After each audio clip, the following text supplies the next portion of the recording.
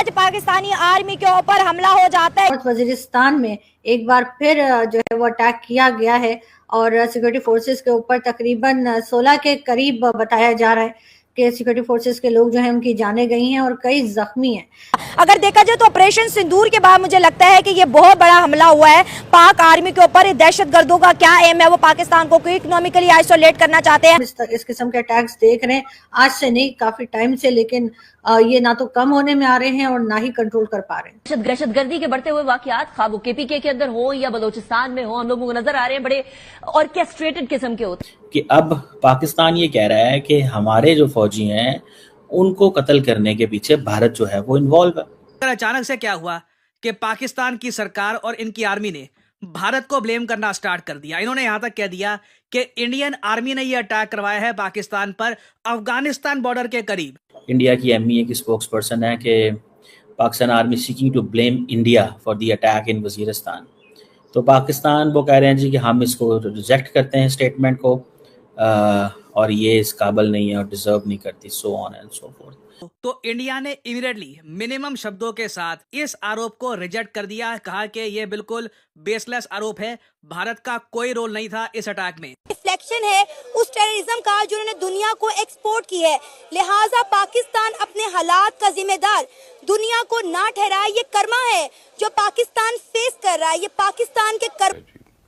मैं पिछले कई रोज से इस शक का इजहार कर रहा था कि इंडिया अगस्त के दरमियान या आखिर में पाकिस्तान पर हमले की तैयारियां कर रहा है और अब तो इंटेलिजेंस रिपोर्ट्स भी मेरे पास यानी मेरे उस शक की तस्दीक कर रही हैं। मैंने आपको पहले बताया था कि अपने 7 तैयारे तबाह करवाने के बाद इंडिया ने पहला काम यह किया था कि जदीद तरीन असले की खरीदारी के लिए अरबों रुपए के फंड्स मुख्तस कर दिए थे। तो भारतीय सेना आजकल पानी की तरह पैसा बहा रही है और पूरी दुनिया से जदीद तरीन हथियार खरीद रही है। और हम तो पहले दिन से जानते थे कि मक्कार मोदी का शैतानी मंसूबा क्या है।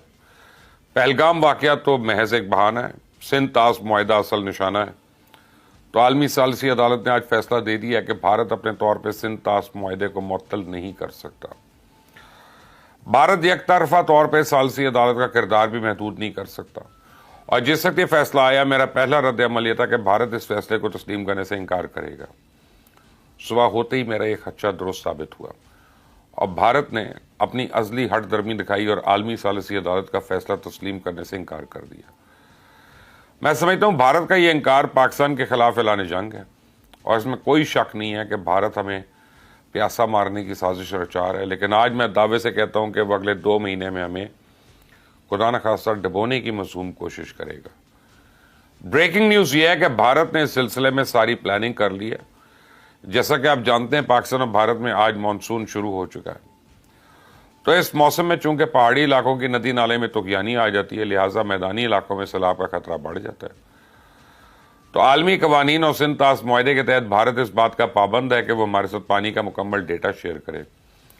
यह इसका अखलाकी और कानूनी फ़र्ज है कि वह बताए कि किस दरिया में कितने क्यूसेक पानी की आमद हुई और किस मकाम से कितने क्यूसेक पानी का अखराज किया गया, चूंकि भारत ने सिंध ताश मुआहिदा मुअत्तल करने का ऐलान कर रखा है।